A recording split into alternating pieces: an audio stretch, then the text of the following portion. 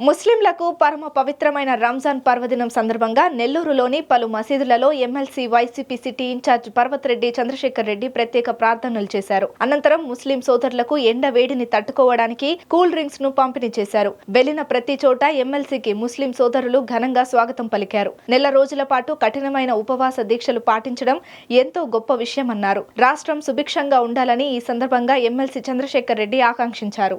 Ramzan celebrate చేసుకోవడం కూడా అందరూ కూడా దాంట్లో పార్టిసిపేట్ చేయడం కూడా జరుగుతూ ఉంది.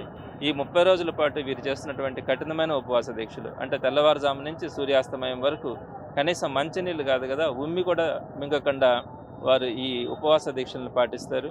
ఈ ఉపవాస దీక్షలతో పాటు వారు ప్రతిరోజు కూడా రోజుకి 5 సార్లు నమాజ్ చేసుకోవడం కానీ ప్రేయర్స్ చేసుకోవడం కానీ అలానే వాళ్ళలో ఈ నెల రోజుల్లో నేను గమనించింది ఈ ఇంటరాక్షన్లో నేను గమనించింది వారిలో క్షమాగుణం అంటే ఈ ఉపవాస దీక్షలతో పాటు వారిలో ఎదుటి వ్యక్తి మీద కోపం కానీ బాధ కానీ ఇవన్నీ కూడా తగ్గి క్షమించడం అనే గుణం వాళ్ళలో ఎక్కువగా కూడా కనపడుతుంది.